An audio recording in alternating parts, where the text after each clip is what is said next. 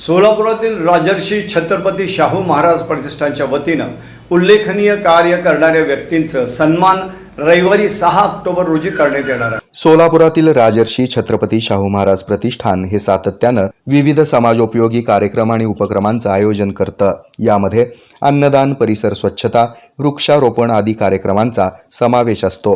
रविवारी 6 ऑक्टोबर रोजी प्रतिष्ठानच्या वतीनं विविध क्षेत्रामध्ये उत्तुंग कामगिरी करणाऱ्या महिला सशक्तीकरण तसंच नवरात्रीच्या नवदुर्गा रूपाच्या माता भगिनी यांचा नारी शक्ती पुरस्कार देऊन आणि आदर्श शिक्षक पुरस्कार तसंच गौरव पुरस्कार सन्मान सोहळा सोलापुरातील ब्राह्मण multipurpose hall, railway line Dufferin महिला हॉस्पिटल समोर सकाळी 11 ते दुपारी 2 वाजेपर्यंत आयोजित करण्यात आल्याची माहिती ॲडव्होकेट रणधीर थोरात यांनी दिली।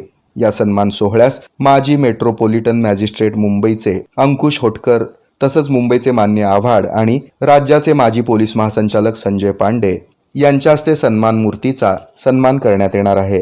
यावेळी सुधाकर गायकवाड, प्राध्यापिका मीनाक्षी मेहत्रे, ॲडव्होकेट बाबासाहेब सपाटे यांची प्रमुख उपस्थिती असणार आहे। या पत्रकार परिषदेस ॲडव्होकेट रणधीर थोरात यांच्यासह प्रतिष्ठानचे संस्थापक अध्यक्ष राजकुमार लांडगे, मनोज मेहत्रे, हिरण मस्के, प्रमोद वाघमारे आदींची उपस्थिती होती। नवरात्रीच्या अनुषंगाने आम्ही विचार केला किंवा प्रतिष्ठानच्या माध्यमातून तळागाळातील जे स्वतःच्या कष्टाने किंवा समाजात एक आता आदर्श निर्माण करावा, त्या हिशोबाने आम्ही नारी शक्ती पुरस्कार, गौरव पुरस्कार असं त्याचं ठरवलं होतं। त्यानुसार आम्ही सर्वे करून सगळीकडे करून तुमची प्रत्येक परिस्थिती काय होती दुसरी प्रेस नोट द्या सर, काहीच काय कळलं ना आम्हाला काय।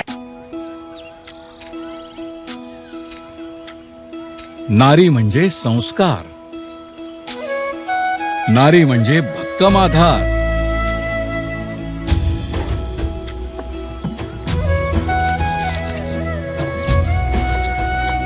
नारी म्हणजे अन्नपूर्णेचा अवतार, नारी म्हणजे शक्ती अपार।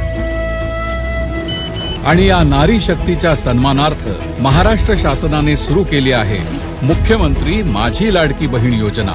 या योजनेअंतर्गत महाराष्ट्रातील प्रत्येक पात्र महिलेच्या बँक खात्यात दर महिना 1500 रुपये जमा होणार। सन्मान बहिणींचा, सन्मान